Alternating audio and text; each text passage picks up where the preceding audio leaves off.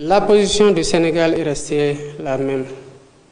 Le Sénégal est un grand pays, pas sur le plan de la superficie, mais sur le plan des hommes qui ont incarné les institutions, particulièrement ceux qui ont animé la diplomatie depuis l'indépendance de notre pays et qui nous ont forgé une respectabilité que nous devons préserver et à laquelle nous devons travailler pour la rendre beaucoup plus solide.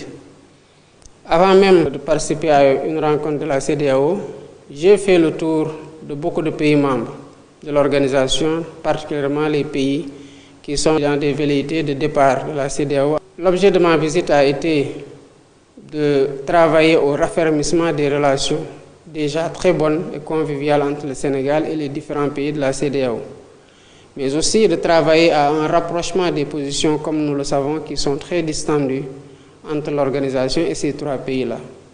Cela a été consacré aujourd'hui dans la résolution de la CEDEAO qui a décidé de travailler à l'apaisement entre l'organisation et ces pays qui sont encore membres parce que le délai auquel leur velléité de départ doit être entériné n'est pas encore arrivé. Entre-temps, nous ne pouvons pas rester les bras croisés. Notre responsabilité, c'est de travailler à rapprocher les positions, à les réconcilier, à faire en sorte qu'il puisse y avoir une plage de dialogue entre l'organisation et les parties prenantes, notamment l'Alliance des États du Sahel. Et j'espère que d'ici la fin du délai de préavis, qu'il y aura assez de discussions qui permettront de réconcilier les positions et de travailler à renforcer l'organisation afin qu'elle prenne mieux en charge les défis communs auxquels nous sommes confrontés. Je voudrais d'abord rendre grâce à Dieu à un double titre.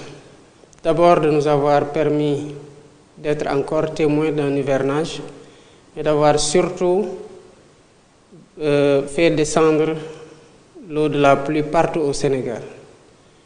Prions que cette eau-là soit une eau bénite et que l'hivernage qui s'annonce soit un hivernage qui ne soit pas destructeur, mais qui annonce de bonnes récoltes que les Sénégalais auront à cœur d'utiliser pour eux-mêmes et pour leurs familles. Rendre grâce à Dieu aussi de nous avoir mis à la tête d'un peuple si merveilleux que le peuple sénégalais. Hier seulement, tout le peuple est sorti procéder au nettoyage et au curage des canaux pour répondre à l'appel du gouvernement, à côté des ministres, du Premier ministre et de l'ensemble de l'administration. C'était justement pour anticiper ça, parce que nous étions informés dès les prévisions d'avant-hivernage que cette année pourrait être une année pluvieuse. Nous savons que quand il pleut, le principal problème, c'est la mobilité en raison des inondations et les dégâts liés aux eaux.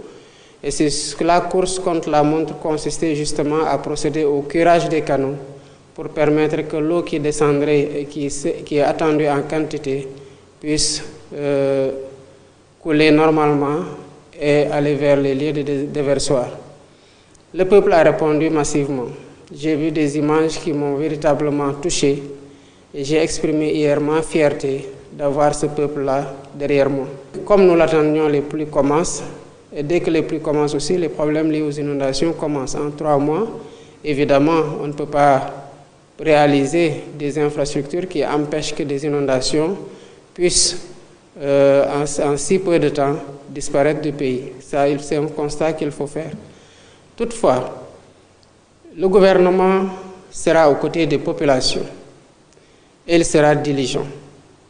Avant même ma descente d'avion, j'ai discuté avec le Premier ministre, Ousmane Sonko, et j'ai discuté avec le ministre de l'Hydraulique et de l'Assainissement, Cheikh Tidiane Dièye, qui m'ont dit être aux côtés, suivre la situation pas à pas et voir les points les plus critiques pour y amener très rapidement les secours et être constamment, à partir de cette date, aux côtés des populations jusqu'à la fin de l'hivernage.